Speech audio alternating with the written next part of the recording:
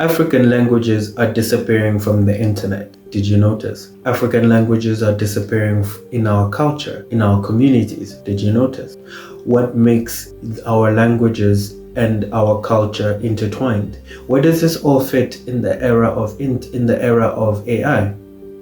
These are the questions that I wanted to just ponder about, to dwell on, to think about, and hopefully we can come up with some solutions.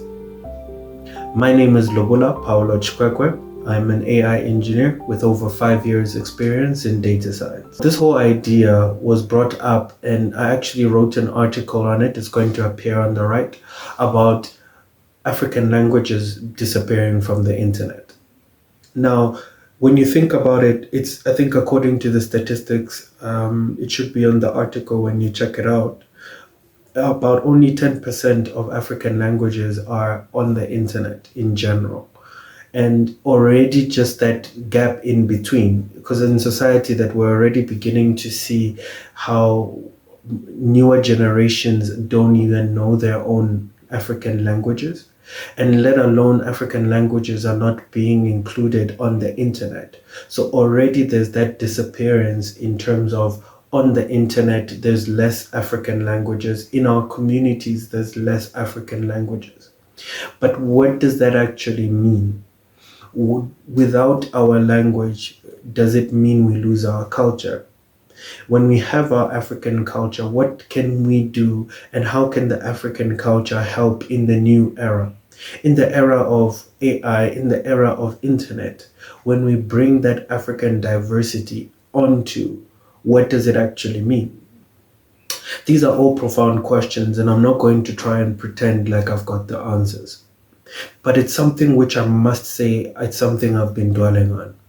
The reason why I continuously speak and talk on these issues is because I believe in representation. I believe in seeing someone who looks like you, talks like you from your background. In fact, I believe in the idea of someone from your background achieving great things. Because what this actually means is it immediately tells you in your mind that I'm also capable of doing this. If you have noticed, I split the channel into two. So there's two series. There's this one where I talk about issues affecting Africa. And then I explain data science concept on Lobula Explains. Now, on the Lobula Explains, I break down data science concepts. And the reason why I did this was because when I was busy researching, looking for answers, I never saw anyone from my background, from where I come from, speaking about these things. What you actually see people talking about a day in the life, where they show you how they live, where they live, how their job is so nice, but they don't actually explain some of the difficult concepts. Now, when you think about African languages and our culture, if someone can be able to be taught in their language, if they can be able to understand these concepts from data science, computer science, whichever field, in your own language, wouldn't it be easier to understand? The contribution of diversity, when a problem is being solved by different minds from different backgrounds, socioeconomic, racial backgrounds, all of these ideas. And I'm not just talking about coming to the table just because of diversity, but bringing excellence from a diverse background. So not just excellence from one specific field, because this is where bias comes from. But if we bring excellence from a diverse field, from different locations, different economic backgrounds, different racial backgrounds, solving one problem, we can be able to solve that problem not just in a quicker way, but in a more inclusive way for anyone from any background, so that they can be equal opportunity. I'm not trying to do a quick rant. I'm not trying to be a motivational speaker. I'm not trying to speak on anything specific in terms of political stuff, but I'm just trying to talk about how African languages are being left behind. African languages are being left behind in society. African languages are being left behind in the era of AI.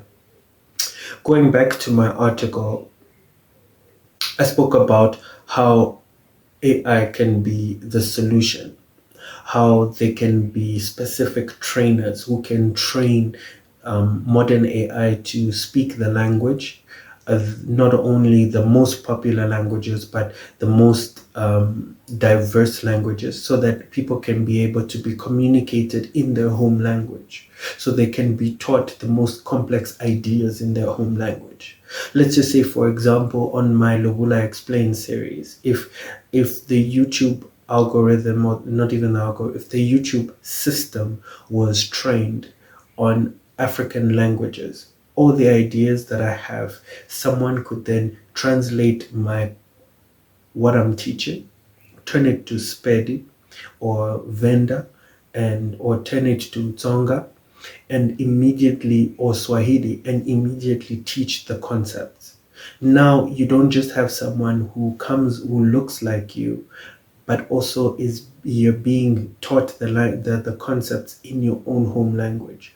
What does this mean for learning? These are ideas which I think are so important. My issue is that Africa is being left behind. And when you understand how far these models are going, how intricate they're getting, and the fact that there's not enough not even African, diverse backgrounds contributing to this technology, it brings the question of what can we do as a solution? And AI itself can be that solution. I did a previous episode where I actually spoke about my personal journey. The card is going to appear so that you can see where I've come from, how my story is, and how my story might be similar to your background, and how if I'm able to achieve this, you can be able to. That's all I have for today. Thank you so much for tuning in. It's a pleasure to have you here. Please share your thoughts. Please share your ideas with me. It's a pleasure to have you here, and I hope to see you soon. God bless. Bye.